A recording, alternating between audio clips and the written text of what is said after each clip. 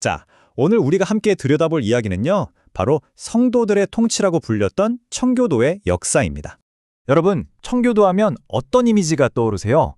아마 많은 분들이 좀 엄격하고 재미없는 그런 모습을 생각하실 거예요. 실제로 20세기 초에 미국의 한 유명 언론인은 청교도를 이렇게 표현하기도 했습니다. 누군가 어딘가에서 즐거워하고 있을까봐 그게 두려워서 견디지 못하는 사람들. 와, 정말 신랄하죠? 그런데 말이죠, 과연 이게 청교도의 진짜 모습이었을까요? 이 질문에서부터 우리가 흔히 아는 그 이미지 너머에 숨겨진 진짜 청교도 이야기를 한번 시작해 보겠습니다. 자, 첫 번째 이야기입니다. 새로운 이스라엘의 건설. 이들이 신세계에서 품었던 그 신성한 임무라는 게 대체 뭐였을까요? 사실 이들은요, 그냥 금욕적인 사람들이라기보다는 정말 말 그대로 새로운 이스라엘을 만들겠다는 엄청난 목표를 가진 사람들이었거든요. 자, 한번 상상해 보세요. 시간은 1630년, 장소는 영국의 사우스햄프턴 항구입니다. 지금 400명이 넘는 사람들이 신세계로 가는 배에 오르기 전에 마지막 설교를 듣기 위해 모여 있어요. 모든 걸 버리고 미지의 땀으로 떠나는 이 사람들, 마음이 어땠을까요? 그때 존 코튼이라는 아주 유명한 설교가가 이런 구절을 인용해서 설교를 합니다. 바로 구약성경 사무엘하에 나오는 구절인데요. 이게 진짜 중요한 대목이에요. 왜냐하면 이들은 자신들의 이 여정을 마치 고대 이스라엘 사람들이 약속의 땅으로 가는 것과 똑같이 생각했다는 거거든요. 그러니까 스스로를 하나님의 선택을 받은 민족이라고 여겼던 거죠. 그럼 이 사람들의 생각, 그 핵심에는 뭐가 있었을까요? 딱 세 가지 기둥으로 정리할 수 있습니다. 첫째는 성경. 이건 삶의 모든 것에 대한 절대적인 가이드북이었고요. 둘째는 언약이라는 개념이에요. 우리가 바로 하나님과 계약을 맺은 선택받은 사람들이라는 거죠. 그리고 마지막 세 번째, 바로 이 신성한 사명감, 하나님의 영광을 위해서 완전히 새로운 사회를 만들어야 한다는 겁니다. 자, 그럼 이들이 왜 고향인 영국을 떠나야만 했을까요? 이제 무대를 다시 영국으로 옮겨보죠. 놀랍게도 그곳에서 청교도들은요, 왕에게 맞서서 나라를 깨끗하게 만들려고 했던 아주 급진적인 반란군이었습니다. 청교도, 영어로 퓨리턴이잖아요. 이 이름에 모든 게 담겨 있습니다. 정화하다, purify. 뭘 정화하느냐? 바로 영국 국교회에 남아있는 카톨릭의 흔적들을 싹 다 없애버리자는 거였어요. 그러니까 이 사람들은 그냥 옛것을 지키려는 사람들이 아니라 완전히 판을 바꾸려야 했던 개혁가들이었던 거죠. 왕과의 갈등은 정말 수십 년에 걸쳐서 점점 더 심해졌습니다. 처음엔 엘리자베스 1세 여왕 때 교회 안에서 개혁을 좀 해보려고 했는데 막혔어요. 그 다음 제임스 1세 때는 아예 희망이 사라지면서 왕이랑 직접 부딪히기 시작했고요.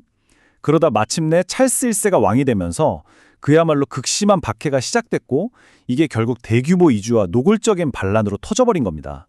1604년에 열린 햄프턴 코트 회의를 보면 이 갈등이 얼마나 심했는지 딱 보입니다.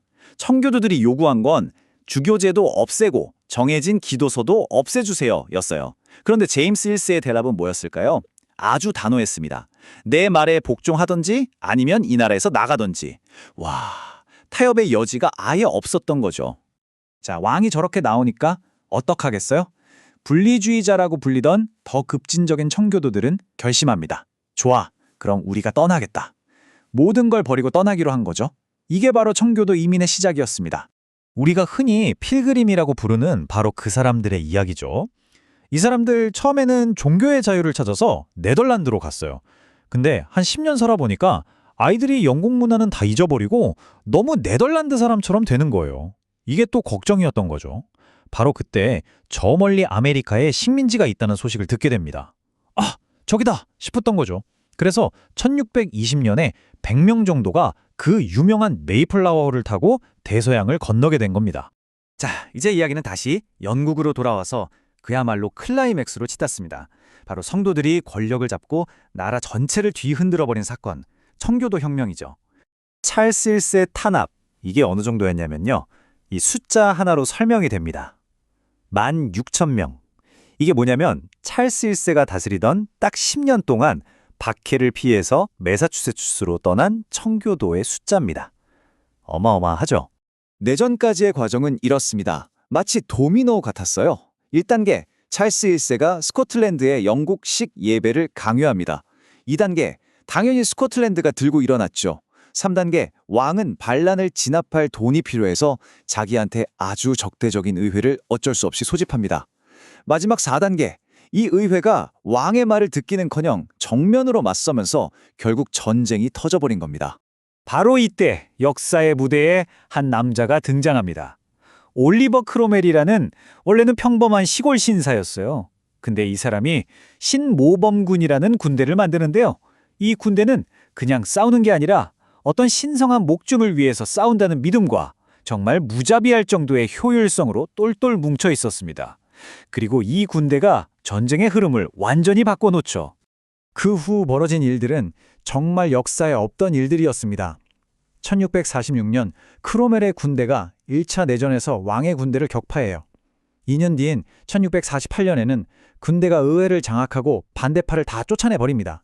그리고 1649년 왕이었던 찰스 1세가 의회 법정에 서서 반역죄로 재판을 받고 결국 런던 한복판에서 목이 잘려 처형당합니다.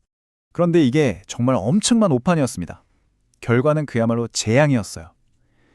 왜냐하면 왕을 죽여버리니까 오히려 그가 왕을 지지하던 사람들에게는 순교자가 되어버린 거예요. 정말 아이러니하죠? 이건 전쟁에서 몇 번 지는 것보다 훨씬 더 치명적으로 청교도들의 입지를 약하게 만든 결정적인 실수였습니다. 자, 이제 마지막 장입니다. 영국에서는 실패로 끝난 이 이야기가 어떻게 바다 건너 신세계에서는 완전히 다른 거대한 유산으로 남기되었는지 한번 따라가 보시죠. 네, 영국에서 올리버 크롬웰이 이끌었던 성도들의 통치는요, 분명히 말해서 결국 실패했습니다. 6600년이 되자 왕정이 다시 돌아왔고요. 영국에서의 청교도 혁명은 그걸로 완전히 끝이 나고 맙니다. 하지만 바로 그 순간에 저 멀리 대서양 건너편에서는 이들이 꿈꾸던 그 새로운 세상이 이제 막 시작되고 있었습니다. 그리고 이들이 미국이라는 나라에 남긴 영향은 정말 어마어마합니다. 이 황무지에 하나님의 나라를 세우겠다는 그들의 꿈, 이게 바로 미국이라는 나라의 정체성에 깊숙이 스며들었거든요. 오늘날에도 미국이 말하는 하나님 아래 하나의 국가라는 그 이상, 그 뿌리가 바로 여기에 있는 겁니다. 영국에서의 통치는 비록 실패로 끝났지만 하나님 아래 국가를 세우고자 했던 17세기의 그 꿈은 과연 오늘날 우리 세상에 어떤 모습으로 남아있을까요? 이 질문을 여러분께 던지면서 오늘 이야기를 마무리하겠습니다.